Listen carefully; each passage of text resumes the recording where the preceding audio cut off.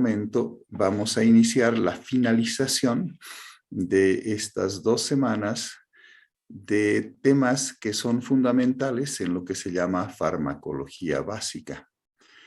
Es así que la parte introductoria trata de cómo se trabaja farmacológicamente, cómo se escoge un medicamento, cómo se hace una terapia razonada, pero se entra al capítulo específico de qué es un fármaco, cómo se trabaja y demás, a través de empezar a hablar de lo que corresponde a la farmacocinética y a la farmacodinámica.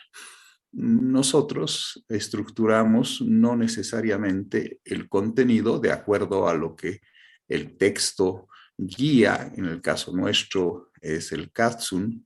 Ya como verán en algunas diapositivas, es el Katsun también en su 15ª edición. Sin embargo, no son grandes los cambios, excepto como habíamos expresado, que volvemos a la terminología mejor usada y que lamentablemente fueron nada más errores, consideramos, de traducción del texto en inglés al texto en español, y utilizaron en la 14ª edición simplemente ciertos términos que no son los más comunes o frecuentes. Entonces, por ese motivo, ahora vamos a empezar la finalización de los capítulos de farmacocinética y farmacodinámica. Vamos a comenzar con nuestra presentación y de esta forma vamos a lograr que tengamos después, al finalizar la clase, tengamos lo que claramente se viene en llamar la clase de cierre. Esto quiere decir un repaso de todo lo que hemos hablado hasta el presente en forma de resumen esquemático y por lo tanto tiene mucho que ver con lo que es un mapa conceptual. Terminaremos con la presentación de la parte del texto que habíamos dicho para que de esa forma podamos entendernos mejor. Bien, empiezo a compartir la página. Vamos a retrotraernos, porque considero muy importante, hacia lo que corresponde en la presentación a el efecto farmacológico y sus variaciones individuales.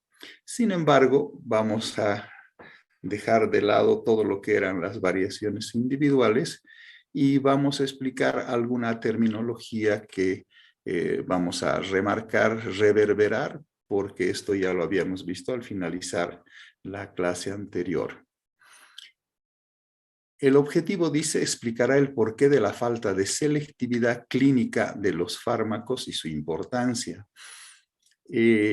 Debido a los diversos tipos de reacciones físico-químicas que se tienen en el momento de la unión del fármaco al receptor, que se producen en diferentes órganos en el momento de la unión, órganos o tejidos, es que ninguno de ellos puede causar un efecto único o un efecto específico, pudiendo por lo tanto producir a la vez efectos benéficos, un mismo fármaco, a la vez un efecto colateral, quiere decir el que acompaña siempre al efecto benéfico, y otro efecto tóxico que en general es un efecto de mayor intensidad, de mayor problemática y que lamentablemente lo único que hace el efecto tóxico es limitar a veces el uso de los fármacos. La mayor selectividad clínica de un fármaco expresa siempre y claramente la mayor utilidad terapéutica. Cuanto más selectivo es un fármaco por un receptor, es que este fármaco tiene mayor utilidad terapéutica. En este capítulo, justamente en el momento en que habíamos quedado, en la clase anterior, vamos a demostrar cómo el ocupar diferentes receptores, ocupar el mismo receptor, puede tener, de acuerdo a a la selectividad puede tener diferentes tipos de acción. Cuando hablamos de los efectos terapéuticos o los efectos benéficos, tenemos que tener muy claro el concepto. ¿Cuáles son los efectos farmacológicos deseados o buscados y que sirven para el tratamiento de las enfermedades y que sean diferentes enfermedades? Y volvemos a expresar el tratamiento de diferentes enfermedades, pero cuando nosotros hacemos la parte terapéutica, estamos expresando que no estamos tratando simplemente la enfermedad, sino el individuo en particular. Esta es la diferencia importante. Por lo tanto, hablamos de efectos terapéuticos o también efectos benéficos para hacer esa diferenciación importante de lo que es el manejo de la enfermedad y también el manejo del paciente que tiene obviamente esa enfermedad, pero él es el que está siendo tratado, no específicamente la enfermedad. Hablamos de efectos colaterales a los efectos farmacológicos que aparecen junto a los efectos benéficos o a los efectos terapéuticos. Y en este tratamiento de diferentes enfermedades nos puede también producir alteraciones que lamentablemente puedan ser molestas. Si yo tengo problemas de un dolor de cabeza llamado cefalea y necesito tomar constantemente ciertos medicamentos, el cual generalmente acudimos, ahora existen otros, era por ejemplo la aspirina, y me va a dar como efecto colateral la irritación del estómago y voy a tener probablemente una disminución importante del dolor en la cabeza, pero va a aparecer el dolor a nivel del área epigástrica en la parte abdominal y voy a tener ese efecto colateral, que quiere decir aparece junto con el otro. Me ha disminuido el dolor de cabeza, pero me ha aparecido el dolor urente a nivel de la parte abdominal, generalmente epigástrica. En general, los efectos colaterales no son que produzcan un daño permanente, no dañan, pero si es posible, por ejemplo, en el caso de lo que decíamos, la aspirina, sí es una de las primeras causas de hemorragia digestiva alta. Y por ese motivo es que puede ser altamente problemático, pero el daño no será permanente.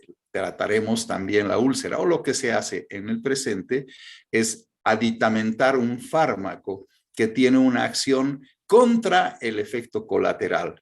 Si yo doy, en el caso de la pandemia que hemos tenido por el COVID, se asociaba a cualquiera de los medicamentos que dábamos para tratar el problema del COVID, se le asociaba automáticamente el omeprazol, que como vamos a ver a posteriori, es una sustancia que disminuye las secreciones ácidas y por lo tanto también bloquea un poco la acción de la aspirina, que aumenta la acidez a nivel del estómago.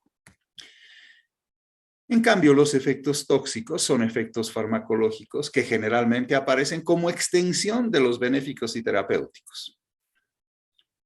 Y en el tratamiento de las diferentes enfermedades, nos pueden causar un daño permanente. La palabra clave de la diferencia de los efectos colaterales, porque también los efectos colaterales son extensión de los benéficos y terapéuticos, es que producen daño permanente y de alto conflicto.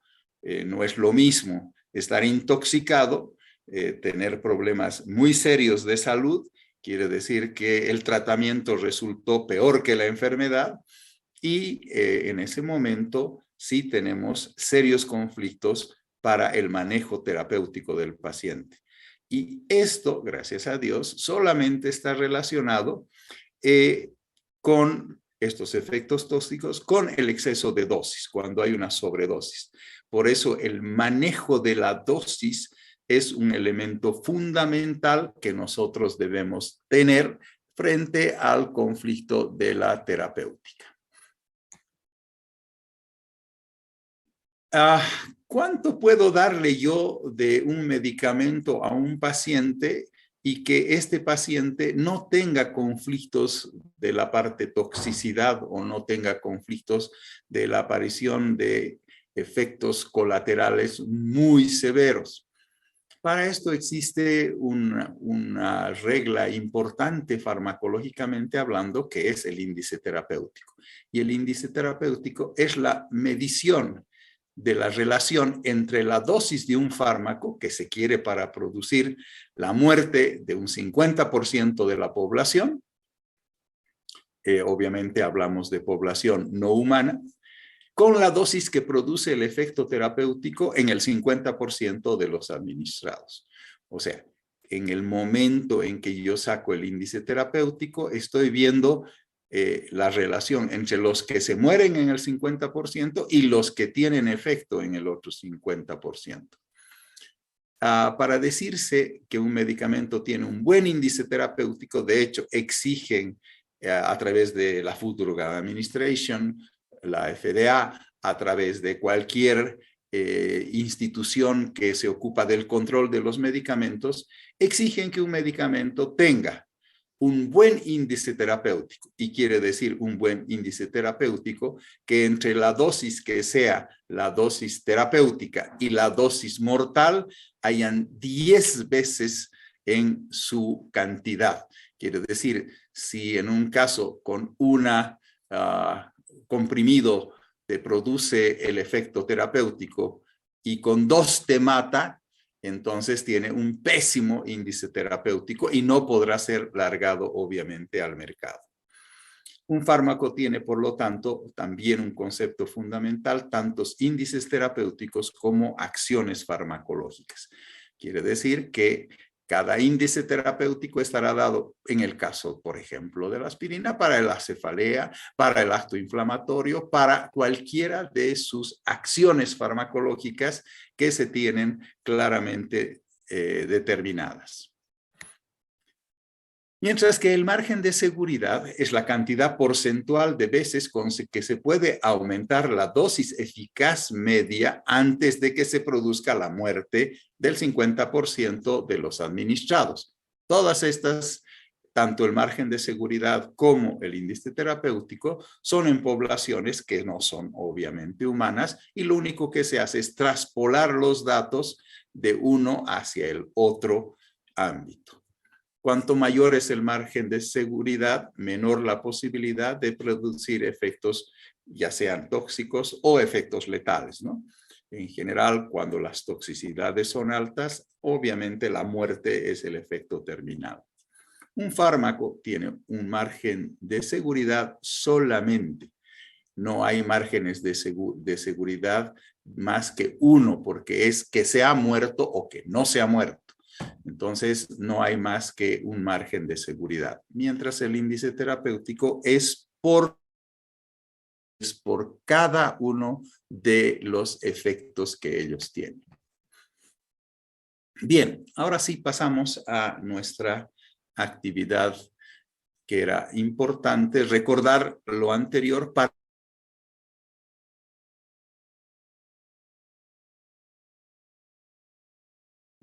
pueden estar mediados por un mismo mecanismo de receptor. ¿Qué es lo que sucede? Cuando se produce la estimulación de un mismo receptor, provoca a la vez un efecto benéfico y otro tóxico. El ejemplo más típico es el ejemplo, por ejemplo, de los antihipertensivos. Si yo utilizo un antihipertensivo, este antihipertensivo baja la presión y controla la presión. El hipertenso deja de ser hipertenso, pero lamentablemente aparece otro conflicto de salud que es la hipotensión ortostática. ¿Qué quiere decir? Se levanta de la cama y se desmaya, se cae. ¿Por qué? Porque no hay los mecanismos reguladores al estar bloqueados por el uso del antihipertensivo.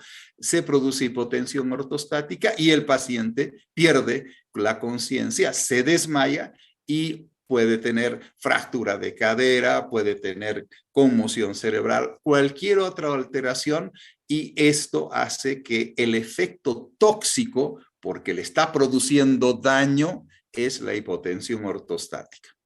O el típico caso de los anticoagulantes, donde estoy utilizando el anticoagulante, soy muy sensible a esa dosis de anticoagulante, y en vez de ser que la coagulación se mantiene pero disminuida en forma muy importante, me produce hemorragias, hemorragia cerebral, hemorragia a nivel vítrea, hemorragia a nivel cardíaco, hemorragia en alguna parte de mi organismo, principalmente lo que corresponde a las encías. Y esto hace que también el uso farmacológico tenga que tener muchísimo cuidado cuando hacemos el ámbito de la terapéutica.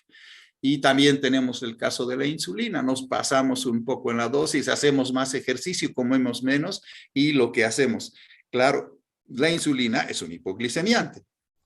Por lo tanto, va a disminuir la cantidad de azúcar en sangre. Pero si disminuimos la cantidad de azúcar en sangre demasiado, voy a tener un problema de que mi cerebro no está recibiendo energía y por lo tanto caigo en el coma, llamado coma hipoglicémico, que puede ser también mortal, quiere decir un efecto que es tóxico y que es un efecto de muy alto conflicto en el momento que estamos haciendo terapéutica. También puede ser que existan efectos benéficos y tóxicos y estén mediados por receptores idénticos. El receptor es exactamente el mismo. Y estos receptores idénticos están en tejidos diferentes. El mismo receptor está, en el caso que vamos a ver, en el área cardíaca, y el mismo receptor existe a nivel del tubo digestivo. Este receptor es el que hace la motilidad, y el corazón se mueve y también se mueve el intestino. ¿Y qué pasa? Cuando se produce la estimulación de dos receptores idénticos que están localizados en dos órganos distintos, se produce un efecto benéfico sobre un lado y un efecto tóxico cuando actúa sobre el otro lado. El ejemplo más típico es el uso de los cardiotónicos, le llamamos glucósidos cardíacos, que mejoran la función del corazón, lo vuelven inotrópico positivo, y por lo tanto esa función va a hacer que el paciente con insuficiencia cardíaca mejore.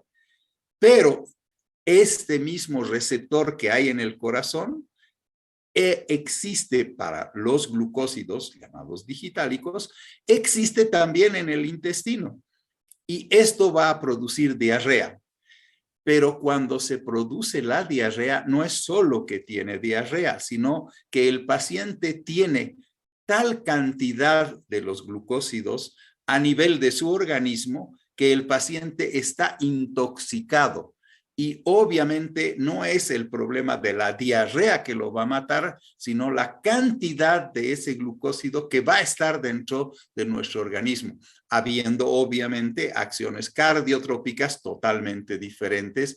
Y por lo tanto, cuando un paciente está siendo tratado con un glucósido cardíaco y empieza a tener diarrea, el médico, terapéuticamente hablando, tiene que parar las orejas, porque este paciente está siendo intoxicado y puede morir en cualquier momento. Entonces, también estos efectos tóxicos nos alertan qué es lo que nos está pasando en el manejo preferentemente de la dosis. ¿Cómo podemos contrarrestar estos efectos tóxicos que están mediados por los receptores idénticos? Podemos contrarrestarlos a través de manejar distintos tejidos y distintas vías efectoras, y por lo tanto administrar el medicamento primero a la dosis más baja posible. De esa manera no va a aparecer la intoxicación, que generalmente está determinada por la dosis y generalmente por la sobredosis. También se puede administrar simultáneamente un fármaco que actúa por mecanismos diferentes, pero al final tienen el mismo efecto. Por ejemplo, en el caso de la aspirina y el paracetamol, son fármacos que tienen acciones totalmente similares, más unos antiinflamatorios, otros más analgésicos y demás, pero que cuando los junto y doy la mitad de la dosis del uno y la mitad de la dosis del otro, estoy produciendo un buen efecto farmacológico, estoy produciendo el mismo efecto, pero estoy disminuyendo los efectos colaterales y los efectos tóxicos. Y de esta manera es una estrategia de administrar un fármaco simultáneamente con el otro de diferentes efectos colaterales para tener el mismo efecto en el tratamiento de la enfermedad. Y por último, llegar con el medicamento al lugar de acción específica. Cuando tengo estos problemas, donde existen varios lugares donde actúan los receptores, lo que tengo que hacer es tratar de encontrar, de buscar ese fármaco que tiene acción específica, su efecto, por lo tanto, también un efecto específico, pero que la característica más importante será que estoy tratando de manejar que no aparezcan los efectos colaterales, y al no aparecer los efectos colaterales es que estoy disminuyendo la posibilidad también de que aparezcan efectos tóxicos acompañando a los efectos terapéuticos. Bien, cómo los efectos benéficos y tóxicos también pueden estar mediados por distintos tipos de receptores. Esto se produce cuando un fármaco se une a dos receptores diferentes y produce efectos farmacológicos distintos en ambos. Pero lamentablemente, cuando se une a uno de los receptores, produce un efecto benéfico, pero el haberse unido a la vez al otro receptor produce el efecto tóxico.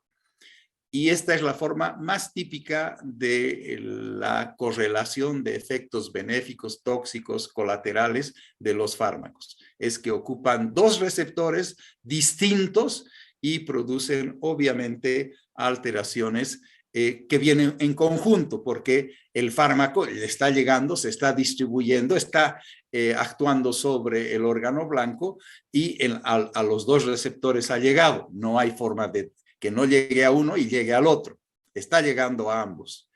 Es el caso típico de los agonistas llamados alfa y beta adrenérgicos, y cuando yo le doy un agonista alfa y le doy un fármaco que tiene agonismo beta, en muchos casos se contraponen sus acciones y aparecen en un caso el efecto benéfico y en otro caso el efecto tóxico.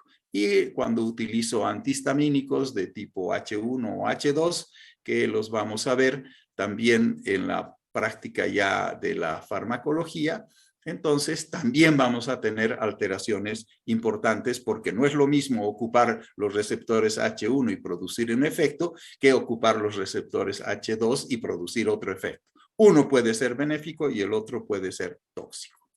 Bien, hemos terminado con la parte de farmacodinamia y lo que vamos a hacer ahora es presentarles lo que corresponde a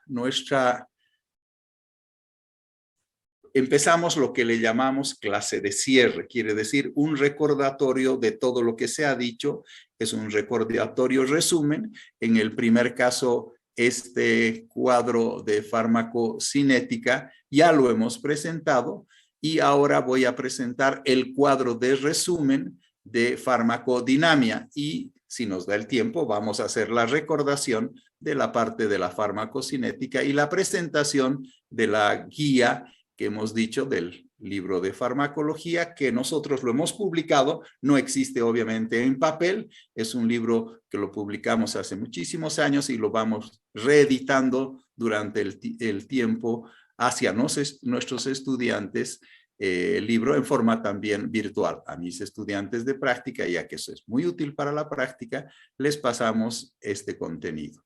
Vemos ahora el mapa que corresponde a los receptores de fármacos y la farmacodinamia.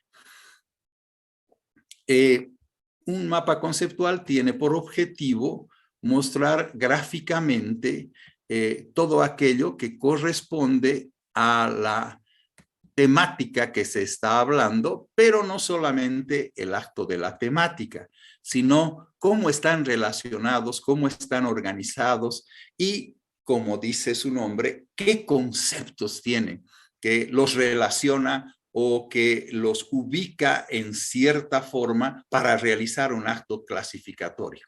Por lo tanto, un mapa conceptual tiene muchísimas y enormes utilidades en el proceso educativo. Es por eso que en la NASA, el astronauta, que no tiene la posibilidad de error, porque cualquier error que cometa está muerto. Y no solamente él está muerto, sino todos los que acompañaban a la misión. Y también está destruido todo el sistema que obviamente de altísimo costo y por lo tanto grandes pérdidas para los estados o para las instituciones. Por eso el astronauta se dice educativamente que es el mejor formado a nivel mundial, es al que mejor lo forman.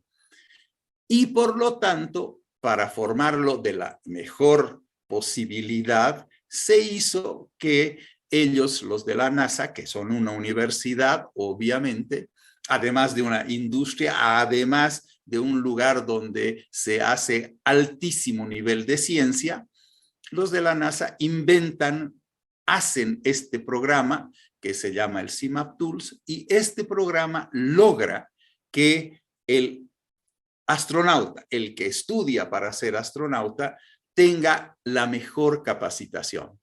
Por lo tanto, es una obviedad tener que concluir que si ellos hacen eso para que se mejore el estudio de los astronautas, ¿por qué nosotros no podemos utilizar los mapas conceptuales para que nuestros estudiantes, en vez de ser, entre comillas, asesinos en potencia porque no saben farmacología, y cada fármaco es un arma, es una posibilidad de matar con un fármaco, sepan la mejor forma la farmacología y por lo tanto tengan la opción de también tener buena nota y pasar de curso.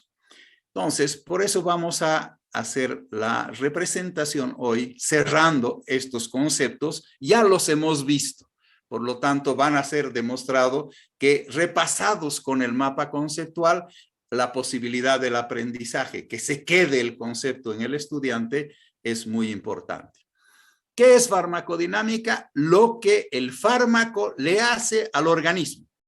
O sea, así se tiene que colocar dentro de un mapa conceptual.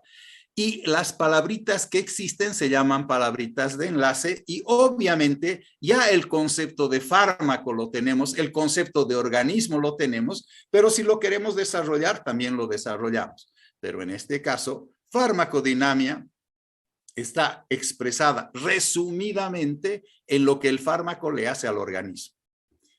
A la vez, se inicia con la farmacodinámica en el momento en que se fija el fármaco al receptor y el receptor, que es la unidad básica, como el nefrón es la unidad básica del riñón, el receptor es la unidad básica de la farmacodinámica.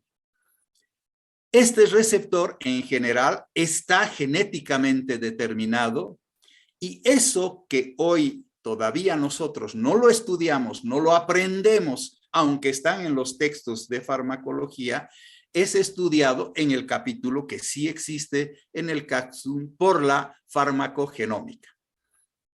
Cada paciente reacciona diferente porque tiene un contenido genético diferente. Los amarillos no somos iguales que los negros, no somos iguales que los cobrizos americanos, no somos iguales que los blancos. Tenemos diferencias genéticas importantísimas, no solo en el color de piel, no solo en la característica de los ojos, sino en muchas cosas, entre ellas los receptores.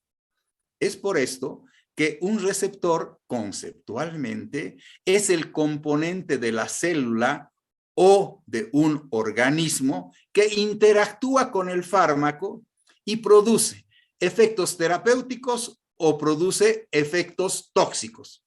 Cuando hablamos de la producción de efectos terapéuticos, se encarga la terapéutica de estudiarlos. Cuando hablamos de efectos colaterales, no hay una ciencia que estudie los efectos colaterales. Pero cuando hablamos de los efectos tóxicos, habrá que entender que hay una ciencia llamada toxicología que estudia los efectos tóxicos y cómo revertirlos, cómo evitarlos, cómo prevenirlos. Entonces, está muy claro que todo esto nos está indicando cuál es el concepto de receptor y dónde está aplicado. También cuando hablamos de receptor, hablamos de una cadena de acontecimientos que se inicia con la unión del receptor. Y esta cadena que se inicia con la unión del receptor, a su conjunto de esto, como le podemos llevar a collar, ¿sí? Un collar es una cadena que tiene varios eslabones. A este conjunto se le llama, al momento en que se une uno con el otro, se le llama biofase. Y produce una acción farmacológica que a la vez está representada por un efecto farmacológico y que es lo que nosotros podemos ver o a través de instrumentos podemos medir. Por su lado, la acción farmacológica tiene mecanismos que tienen que ver estos mecanismos, ya sean estos los específicos, cuando se interacciona con un solo receptor, y no específicos cuando se puede interactuar con varios receptores o a través de diferentes otros mecanismos, como los mecanismos químicos y los mecanismos fisiológicos. Estos mecanismos fisiológicos nos van a decir que son compensadores o son diferentes tipos de actividad farmacológica. Bien, supongo que esto también está claramente entendido. ¿Por qué tiene todos el mismo color? ¿Por qué está aquí el color rojo? Porque suponemos que están determinando diferentes características, pero de un mismo elemento. ¿Y por qué está en el centro? Porque es lo más importante. Ahí tienes que comenzar el estudio. No puedes comenzar el estudio por la uña cuando estás viendo que el paciente tiene diabetes. Entonces, lo mismo pasa en los mapas conceptuales. No es cuestión de colocar en cualquier lado y en cualquier momento. Todo receptor tiene características y sus características tienen que ver con lo que puede ser, en principio, el mecanismo por el cual actúa, que son los mecanismos de señalización y acción farmacológica, la relación que existe entre la dosis y la respuesta, la actividad farmacológica que tiene y las características del receptor respecto a su estructura. Todo esto lo estudiamos en cada una de estas nuestras actividades. Primero hemos visto, porque todo esto ya lo hemos visto, la diferencia es venir a una clase teórica conociendo en algo el tema, que no es lo que quiere decir aprendiendo, entendiendo, comprendiendo, no es lo mismo. Y cuando conocemos el tema, entendemos mejor y por lo tanto aprendemos mejor. Sus características son, por ejemplo, el fármaco tiene el receptor y para que produzca su efecto, su acción farmacológica, existe la señalización y la acción farmacológica. Estos tienen mecanismos básicos. Primero, tiene receptores de citosina, tiene receptores intracelulares para las sustancias liposolubles, también tiene enzimas transmembranas reguladoras por ligandos, canales y contrapuertas de los ligandos, y a la vez tiene también las proteínas G y los segundos mensajeros. Estas proteínas G y segundos mensajeros, los comprobados, porque hay muchísimo que todavía por aprender, de hecho la farmacología es una de las ciencias médicas más nuevas y que más utilidad obviamente ha prestado, no son pases mágicos lo que se hacen, sino son acciones farmacológicas y se conoce hoy día y se lo ha estudiado muy bien y trabajamos más en función del AMP cíclico, del calcio, los fosfoinosídicos y el GMP cíclico también. Y también existen acciones que pueden ser de estos mismos señalizadores, pueden ser opuestas o pueden ser complementarias. Esto nos ayuda en las acciones farmacológicas. Por su lado, las relaciones que se tienen entre las dosis y las respuestas nos muestran un gran campo que nos permite a nosotros estudiar mejor la parte farmacológica. En este caso, en estos campos pueden estar muy claros cuando estamos mostrando las diferentes características. Primero, el concepto, porque está todo relacionado con conceptos, a la potencia. ¿Qué es potencia farmacológicamente hablando? Cuando un fármaco a menor dosis produce una mayor acción. Es más potente que el que produce a muchas dosis una menor acción. También la potencia está relacionada con la eficacia máxima. Está relacionada al saberse que la eficacia máxima es la capacidad de producir la respuesta máxima de un fármaco. Esta respuesta máxima está determinada principalmente por las características del receptor, pero está limitada su eficacia máxima, que interesa que un fármaco sea altamente eficaz, que a la vez también es altamente tóxico. No nos sirve, por lo tanto, no se lo fabrica. Para poder estudiar estas cosas, hablamos de curvas y la relación será producida por curvas que tengan diferentes tipos. Estos tipos son las curvas llamadas dosis-respuesta gradual y dosis-efecto cuantal. Dosis-respuesta gradual, dosis-efecto cuantal. Y toda curva tiene una pendiente que es normal o una pendiente que es pronunciada. Y esta pendiente que es normal es la que tiene una dosificación difícil, pero es la más segura. Cuando tiene una pendiente pronunciada, es una dosificación muy fácil. Le doy el fármaco, se produce el efecto, pero es un fármaco inseguro porque también podrán aparecer fácilmente, rápidamente los efectos tóxicos. Por su lado, las curvas de dosis-efecto cuantal se toma en cuenta para las poblaciones. La de arriba se toman en cuenta para las personas. En el otro caso se compara con lo que pasa en el porcentaje de la población que produce el efecto. Y este nos permite a nosotros manejar el margen de seguridad. De hecho, en el texto podrán ver el cuadrito donde se hacen todas las demostraciones de las curvas de cómo se sabe qué espacio es el margen de seguridad de un fármaco. Por su parte, las curvas nos informan si el fármaco es selectivo, si el fármaco es potente y qué variabilidades existen en el manejo o en la acción farmacológica. En la selectividad nos puede dar la posibilidad de ser efectos benéficos, efectos colaterales o efectos tóxicos. En la potencia, obviamente, es altamente potente o es muy poco potente y tiene que ver con la toxicidad. Y la variabilidad está dada genéticamente por las condiciones especiales que tiene el individuo. Y hemos visto que determina qué es la idiosincrasia, la hiporreactividad, la hiperreactividad, la hipersensibilidad, la tolerancia, la taquifilaxia, la carcinogénesis y la teratogénesis. Es importante, esto lo van a ver en las clases posteriores, con el doctor Peralta, que les va a explicar con lujo de detalle. Yo también se los he presentado en mis mapas y en mis diapositivas, pero aquí lo único que hay que acordarse que estas son las variaciones que tienen que ver con la genética y también tienen que ver con la respuesta del individuo al fármaco. Esta variabilidad tiene que ver con la concentración del fármaco, con la concentración del grupo receptor endógeno, también con el número y la función de los receptores, con los componentes distales al receptor. Esto nos determina todas estas otras acciones. Por otro lado, tenemos que ver que si es una relación dosis-respuesta, hay diferentes tipos de dosis. Aunque en la parte farmacocinética hemos visto un montón de tipos de dosis, aquí nos interesan las que miden la eficacia.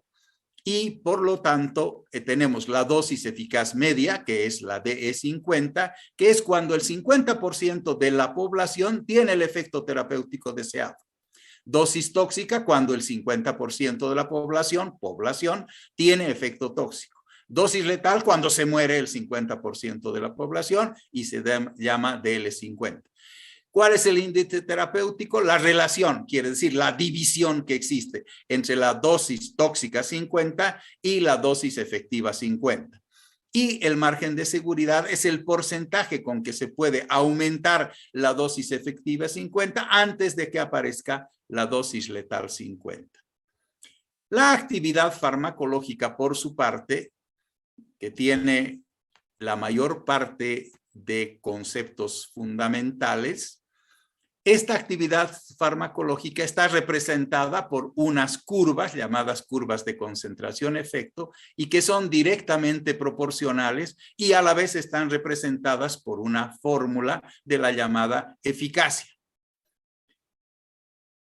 También se tiene que ver la actividad farmacológica con la ocupación de los receptores que producen una respuesta farmacológica donde se da el ámbito del acoplamiento. Este acoplamiento se produce o no se produce de acuerdo a la eficacia y depende de los cambios en la conformación inicial del receptor, los procesos químicos que existen, o también aprendemos, gracias a esto, que existen receptores no ocupados, que son receptores temporales en su ocupación y que tiene similares acciones, similares características, no son diferentes a los receptores ocupados. Por su lado, la actividad farmacológica de los fármacos puede ser de agonista o de antagonista. Si es agonista, puede ser parcial o puede ser total. Produce una respuesta menor el parcial y por lo tanto tiene una eficacia menor, mientras que los totales producen la respuesta máxima siempre. Los antagonistas pueden tener una competitividad, una reversibilidad y una acción diferente. Los antagonistas competitivos en competitividad pueden ser no competitivos y competitivos. Los no competitivos, los que no ocupan el mismo receptor. Los competitivos, los que compiten por el mismo receptor. Y ahí nace también el llamado los antagonistas puros. Estos antagonistas puros no cambian la estructura del receptor, no interactúan y tampoco lo activan. A esto se le llama antagonista puro. Hablamos de los que tienen reversibilidad o irreversibilidad. Habrá antagonismo competitivo reversible o irreversible. Si es reversible, se ocupa y se desocupa el receptor fácilmente. En el caso del reversible, se ocupan y desocupan bastante difícilmente y por eso ellos están condicionados por el enlace covalente. Mientras que los otros antagonistas pueden ser el fisiológico o el químico, quienes se oponen a la acción del fármaco, no a la acción del receptor, ¿sí? A la acción del fármaco o a las acciones fisiológicas de nuestro organismo, a las acciones compensadoras de los fármacos fisiológicos. Y los químicos, quienes interactúan para la respuesta entre las sustancias. Entre ellas se destruyen, por lo tanto se antagonizan y ahí queda la acción farmacológica. ¿Qué son los receptores? Son macromoléculas que tienen la característica de una estructura química específica con forma, carga eléctrica. Son proteínas que se llaman reguladoras, transportadoras, estructurales y enzimáticas. Todas ellas son macromoléculas. Un receptor en general es conocido químicamente como una macromolécula. ¿Y cuáles son las aplicaciones clínicas? Todo esto que hemos hablado tiene que estar relacionado con la aplicación clínica. Las aplicaciones clínicas en general más importantes están relacionados con las sustancias farmacológicas que en general son intermediarias y en general son antagonistas. O sea, la mayor acción farmacológica es de antagonistas, no tanto de agonistas.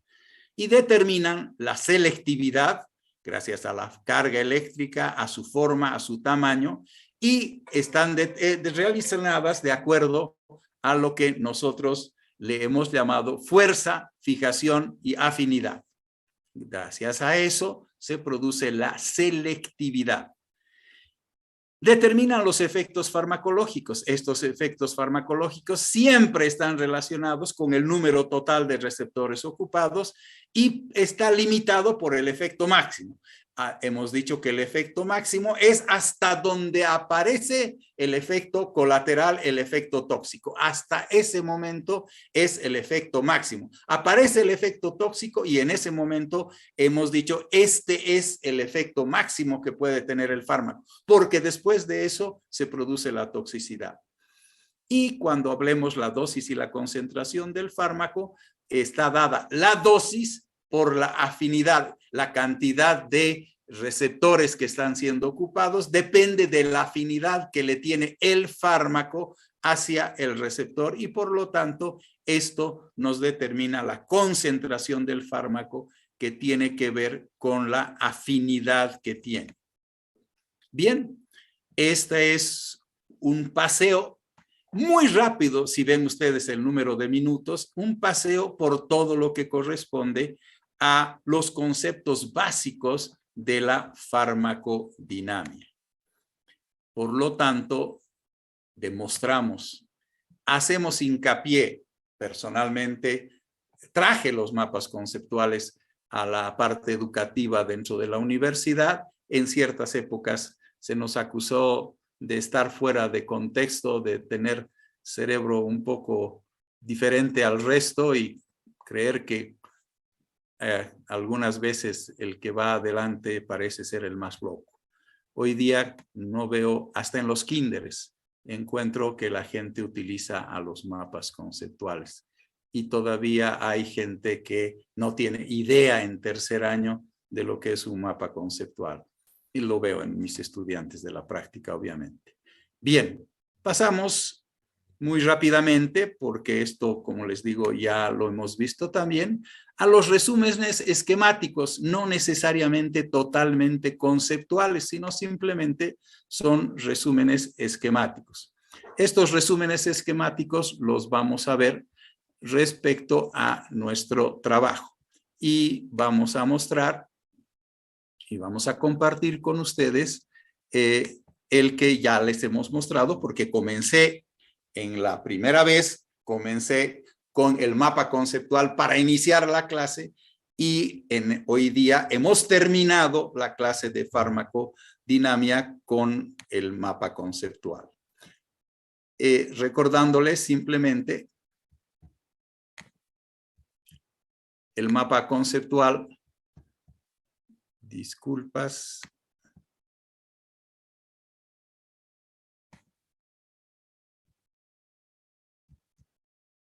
Otra vez. Tenemos en este momento para compartir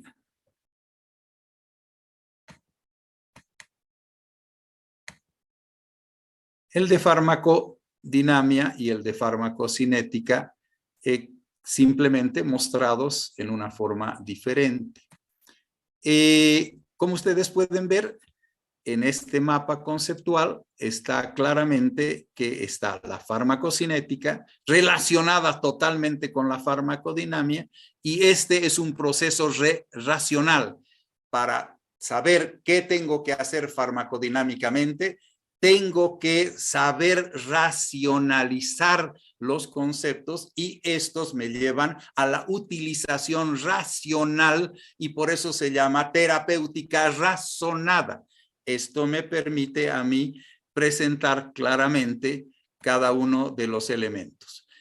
Farmacocinética vamos a hacer en una forma relativamente rápida, ya lo hemos visto. Farmacocinética tiene que ver obviamente con la absorción, tiene que ver con la eliminación, tiene que ver con la distribución, tiene que ver con el volumen de distribución, tiene que ver con la depuración, tiene que ver con la vida media, tiene que ver con la acumulación, tiene que ver con la biodisponibilidad y tiene que ver con qué significa cada una de las dosificaciones, que son varias.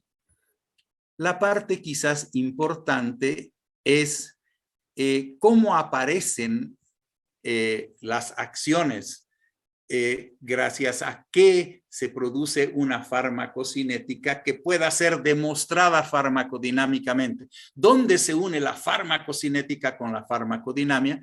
Cuando ambos proporcionan una secuencia de efectos en el tiempo. Esto quiere decir que existen efectos inmediatos por carácter, que quiere decir acción farmacológica, farmacodinamia, inmediatos cuando existe una farmacocinética especial, retrasados, por lo tanto, condicionados por una farmacocinética, o acumulativos, también condicionados por una farmacocinética.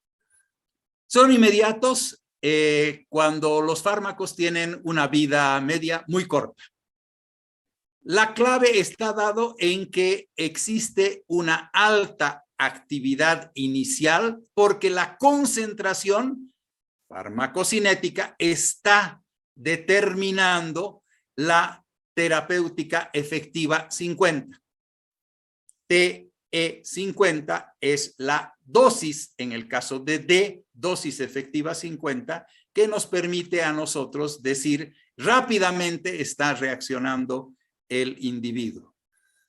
Y su efecto es también de disminución de su efecto rápido. Aparece rápido el efecto, pero también va a disminuir rápidamente. Y es una disminución, por eso se llama lineal. Si fuera en curva, quiere decir que va siendo gradual o puede ser cuantal. Esa es la diferencia. Y la concentración en estos fármacos que actúan de forma inmediata tiene que ver con la disminución exponencial. Rápidamente disminuyen su acción. Mientras que los que son de retrasados, que es generalmente tomo el medicamento y no me produce acción. Hay ciertos medicamentos por la vía sublingual cuando yo tengo un problema de taquicardia o tengo un problema hipertensivo y demás. Rápidamente van a actuar porque si no actúan rápidamente el paciente tiene el riesgo de morirse. Pero otros fármacos van a actuar pasado un tiempo. Cuando pasa un tiempo, obviamente estos fármacos van a ser la mayoría de los fármacos. Entre que lo tomas y se produce la acción, tiene que haber todo el proceso de absorción, distribución, todo el proceso de redistribución y así sucesivamente. Y por lo tanto se retrasa el momento de la llegada del fármaco al receptor. Y esto se produce por un mecanismo que es un tiempo necesario para la distribución y en muchos casos, concepto fundamental, el recambio lento de las sustancias fisiológicas, de los receptores llamados endógenos. Y también se puede producir los efectos acumulativos y por lo tanto estos efectos acumulativos tienen que individualizar, nos exigen individualizar el tratamiento. No todos los pacientes eliminan, biotransforman el fármaco con la misma velocidad. Por su lado, la farmacocinética estudia el conjunto de las actividades dentro de nuestro organismo que tienen que ver obviamente con lo que el cuerpo le hace al fármaco, no el fármaco al cuerpo. Si el fármaco es al cuerpo, es farmacodinámica. Si el cuerpo al fármaco, es farmacocinética. Y entonces lo que nosotros podemos ver es lo siguiente. Se produce la absorción. Esta absorción es el proceso de introducción del fármaco del exterior al torrente circulatorio. Esta tiene gracias a un modelo que es el lipoproteico. A la vez es impermeable a las sustancias hidrosolubles y a la vez depende de la vía de administración, la eficacia del fármaco. Por su lado, la absorción y llega una vez absorbido, entra hacia la biotransformación, pero la absorción y la eliminación son procesos casi exactamente iguales. Si para absorberse pasó por estas membranas, para eliminarse tendrá que pasar por los mismos. Si para absorberse tuvo todos unos procesos de biotransformación, para eliminarse también tendrá procesos de biotransformación. ¿Dónde se realizan los procesos de biotransformación? En el retículo endoplásmico, en el rugoso, en el liso, y se realiza gracias a diferentes sistemas oxidativos y producen la detoxicación. actúan el oxígeno molecular, el NADPH, el citocromo P450, el citocromo P450 reductasa, y también existe el oxidasa, y existen cientos de formas diferentes de citocromos.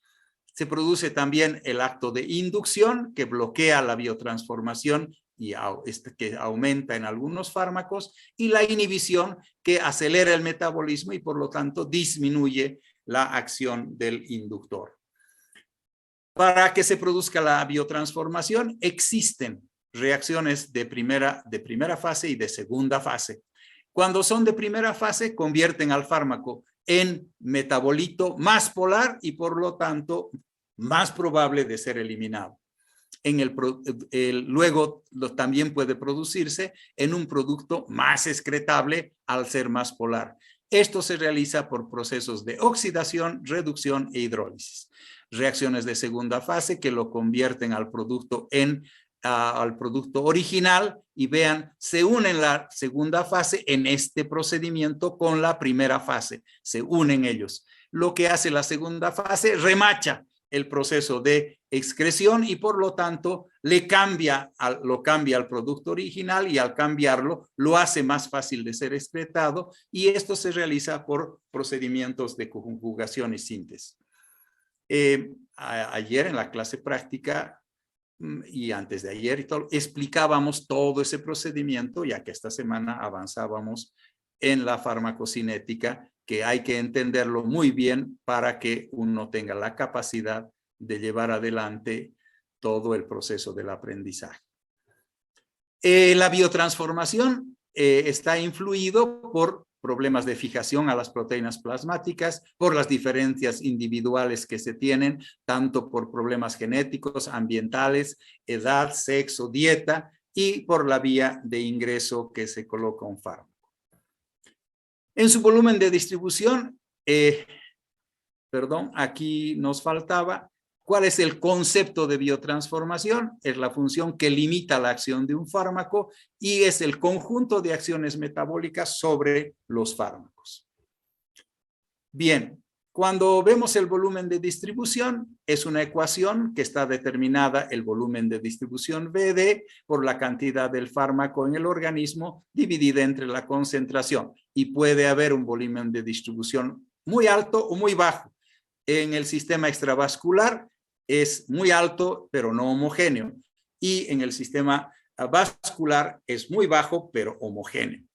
Mientras que el volumen aparente, que no es el mismo que el volumen de distribución, depende de la afinidad que se tiene por las proteínas, del coeficiente de disociación, del sexo, de la edad y la enfermedad que tiene. Muchas enfermedades alteran la acción farmacológica porque están alterando también la actividad de los receptores. Hablamos de depuración. Otra vez el término que se llamaba aclaramiento en el texto de la edición 14, con el cual no estábamos de acuerdo. Depuración es el factor que predice el rango de eliminación de un fármaco. El mayor es el hígado, el riñón, los pulmones y otros, que son las llamadas menores. Y en el hígado van a producirse metabolitos que van a irse con la bilis. En el riñón van a salir a través de la orina y en el pulmón a través de la expiración de gases. A la vez influye la velocidad de eliminación gracias a la concentración. En cada lugar existe una velocidad diferente que puede ser medida. Cuánto estaba en la sangre y cuánto está en el organismo y cuánto está saliendo del organismo. La eliminación existe limitada por capacidad y dependiente del flujo. Cuando está limitada por capacidad, es saturable a concentraciones altas y posible de dar el problema de toxicidad. Dependiente del flujo es cuando no es saturable y depende del flujo sanguíneo, de la unión a las proteínas plasmáticas y obviamente de la cantidad que se unen también a las células de la sangre. Y por lo tanto están influyendo los factores de la concentración, por ejemplo, la parte de la albúmina, la glucosa alfa 1 ácida, o la unión limitada por capacidad está dada por la cantidad de posibilidades de unirse los fármacos a otras sustancias. Por su parte, la vida media está dada por el tiempo para alcanzar el 50% del estado estable y se produce obviamente después de la distribución. Está determinada por una fórmula con una constante de 0,7 y esto es la vida media que está y la encontramos en sangre. Se mide en sangre la vida media. No se puede medir en el tejido intersticial. La acumulación es la posibilidad de detectar la dosis y se acumula siempre y que yo le doy el fármaco más de 4 veces del tiempo que tiene el fármaco de vida media, voy a producir el problema de acumulación y este problema de acumulación me va a traer conflictos farmacológicos.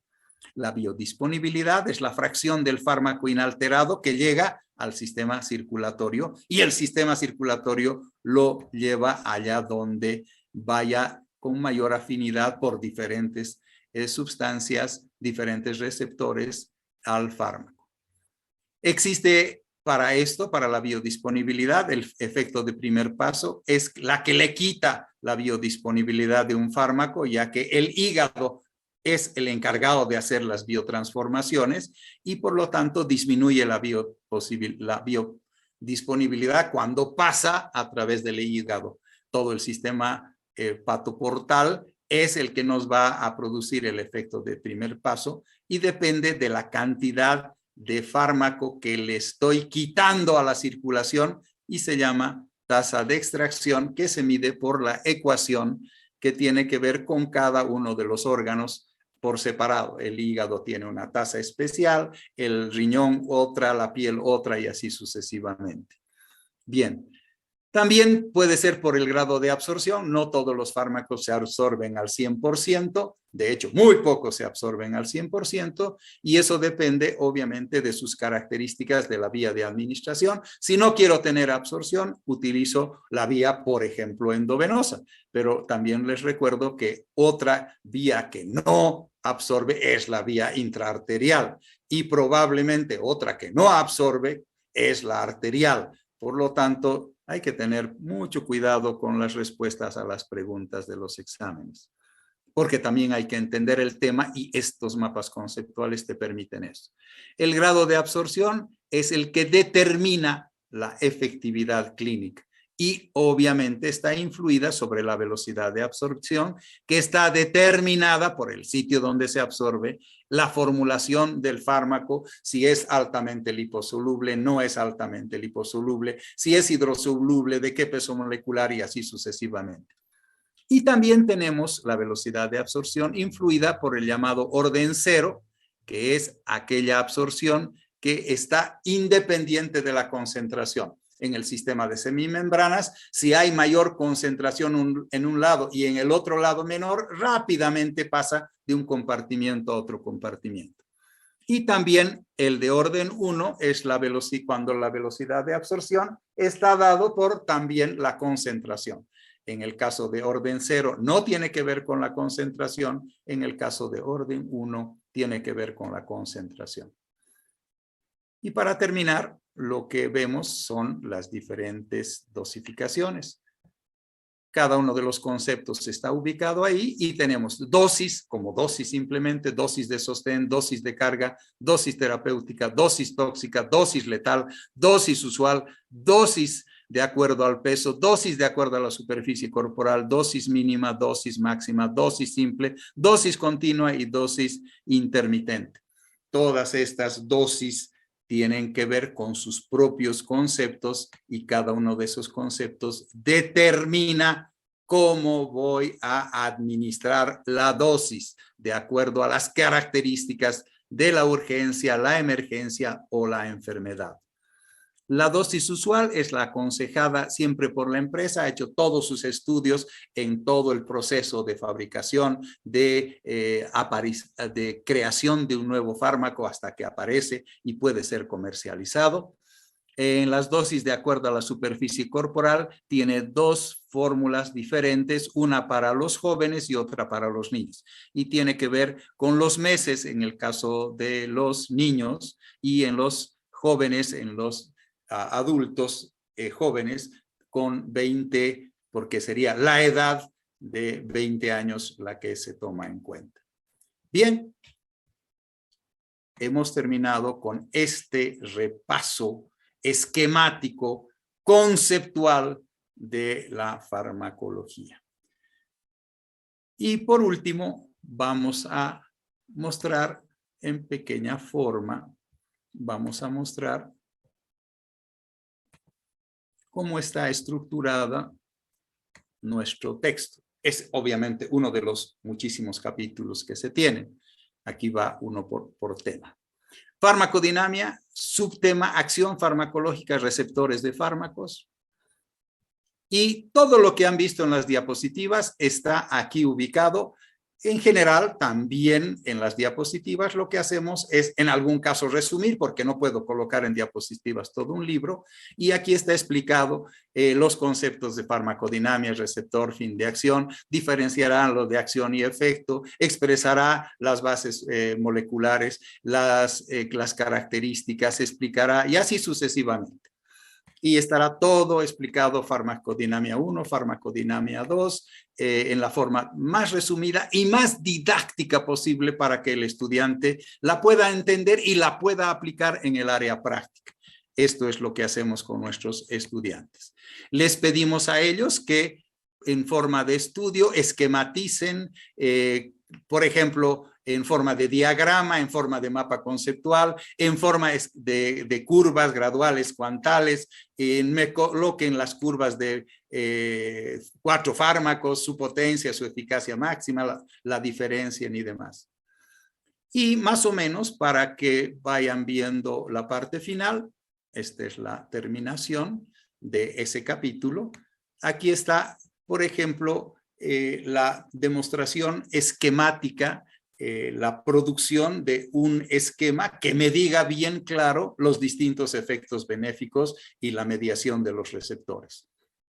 Repasando lo que hemos dicho, está aquí el fármaco, su dosis, aquí está el receptor, aquí está la unión del fármaco, la droga y el receptor. En este caso es el mismo receptor, en este caso 2 receptores diferentes. En este caso se va a producir uno de los receptores, aunque es el mismo, produce efectos benéficos en un caso y en el otro caso efectos tóxicos.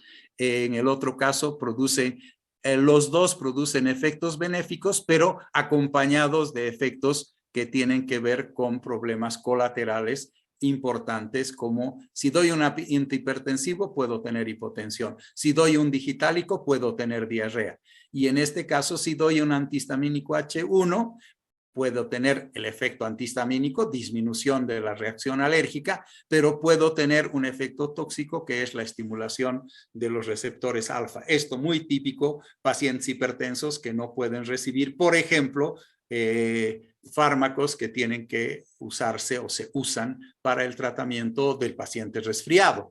Y así, miles de posibilidades de combinaciones. Esto nos permite a nosotros entender claramente qué es lo que le pasa y cómo debemos manejar. En ciertos casos pedimos mapas conceptuales para ver qué son efectos colaterales tóxicos y demás, y en ciertas otras oportunidades les pedimos a los estudiantes que nos hagan también ejercicios. ¿Cuál es el volumen de distribución de esta sustancia con estas características y demás? Y también para que sepan qué dosis se debe administrar de este fármaco, por qué motivos y así sucesivamente. En la práctica se trata de razonar, de aplicar, mientras que en la teoría se trata de aprender para poder utilizar la farmacología adecuadamente. Bien. Eso es lo que nosotros tenemos, eso es lo que nosotros hemos avanzado, y veo que pasamos ahora a la cuestión de las preguntas, y en general podemos ver, aquí tengo una sola pregunta. Si empiezan ustedes, pueden empezar a preguntar. Son las 7:54. Como saben, a las 8 habríamos estado terminando. Me preguntan a través del chat, me preguntan, un fármaco carcinogénico, ¿cuál sería discutible? Existen muchos fármacos que están demostrados. De hecho, experimentalmente, lo primero que hacen las casas comerciales es ver si produce teratogenia y es ver si produce cáncer. Y muchos fármacos, a pesar de ser cancerogénicos, pero lógico, para producir cáncer se necesita un largo uso, larga tiempo de administración, porque el cáncer no aparece de la noche a la mañana. Sería una maravilla si así fuera, rápidamente nos daríamos cuenta y podríamos hacer una terapéutica muy adecuada. Pero lamentablemente solo sabemos que tenemos cáncer el día en que estamos con el problema del cáncer y ya es tarde para hacer cualquier terapéutica. En ese caso está muy claro que existen varios fármacos. Obviamente, si alguno es cancerígeno y de rápido, por eso se hace estudios en las ratas, en los monos y en diferentes animales. Si es rápida la aparición, ese fármaco no sale a la venta, obviamente, y por lo tanto no existe un ejemplo de eso. Pero existen otros fármacos que sí pueden producir, de hecho, produjeron, llevaron al cáncer, llevaron a mortalidad, llevaron al paciente en el uso de los años a través de estudios randomizados y demás, se existía la demostración de que podía haber sido productor del cáncer y por lo tanto se retira del mercado. Aquí dice, usted nos recomendaría para recetar ¿qué nos recomendaría para recetar un fármaco? Recetar uno que tenga una curva dosis-respuesta gradual o uno que tenga una cuantal. Depende del tipo de enfermedad. Obviamente, cada una de las dosis es la mejor, pero obviamente será mejor cuando nosotros estamos utilizando una curva de dosis-respuesta, porque sabemos que estamos viendo la respuesta que se está dando. Y verán que esa curva es la que nosotros también utilizamos para poder visualizar el margen de seguridad. Pero ¿cuál se va a utilizar? No necesariamente, no hay fármacos que tengan estrictamente una dosis-respuesta cuantal y otros fármacos que tengan una dosis-respuesta gradual. Estas dosis tienen que ver con poblaciones, gradual para poblaciones. Por lo tanto, no es para enfermos, sino para poblaciones, pero te da un indicativo, mientras que la cuantal es para personas en específico. Hasta este momento, tenemos también, para evitar o disminuir los efectos tóxicos de los fármacos, es de gran relevancia la vía de administración. Sí y no. En general, por ejemplo, una reacción alérgica, no importa por qué vía le pongas, vas a producir la reacción alérgica y también el alto índice de mortalidad. O sea que no tiene nada que ver. Pero si yo quiero tener un efecto farmacológico rápido, obviamente que no lo voy a colocar por vía oral, porque va a ir al esófago, al estómago, al intestino, al duodeno y probablemente se va a absorber en algún lugar. Por lo tanto, y estoy con un paciente que está haciendo reacción asmática, no utilizaré la vía oral si hay emergencia para el tratamiento de emergencia. Eso es una obviedad. Y por lo tanto, también los efectos tóxicos aparecen por sobredosis. ¿Cuándo produciremos mayor sobredosis? Puedo tomar hartos fármacos por vía oral y estoy intoxicado. Y puedo colocar 2 inyecciones por vía endovenosa y estoy intoxicado. Por lo tanto, no tiene mucho que ver que se disminuyan los efectos tóxicos por la vía en que se administra. Claro, por la vía oral es más fácil sacar el fármaco porque le hago vomitar al paciente y demás. Una vez colocado en la vía endovenosa, no hay forma de recuperar el fármaco.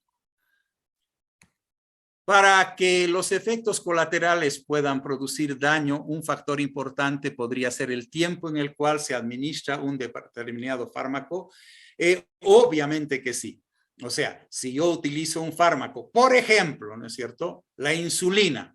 Si lo utilizo una sola vez, por X o Z motivos, intoxicación por algún otro fármaco, por si acaso existe el uso de la insulina, Obviamente no va a haber la alteración del efecto colateral, que será la necrosis a nivel del tejido celular subcutáneo, la fibrosis en el tejido celular subcutáneo. Pero si lo utilizo la insulina por toda la vida que tiene ese individuo, 10, 20, 30 años, obviamente que en muchas partes de su cuerpo tendrá las alteraciones del tejido celular subcutáneo donde se coloca la insulina, o en el tejido muscular tendrá las alteraciones correspondientes y estará determinada obviamente por el tiempo que se administra. Esas son las preguntas que yo tengo, han sido respondidas y son las 8 de la mañana en punto y como sabemos hemos finalizado nuestra actividad. Agradezco muchísimo estas 2 semanas de su participación de ustedes y esperamos que para la próxima oportunidad también podamos estar trabajando, mostrándole mapas conceptuales y textos y información didáctica para que ustedes aprendan lo más rápido posible. Con nuestras diapositivas se dice que se hace mucho más fácil los mapas conceptuales y se aprende mejor. Muy buenos días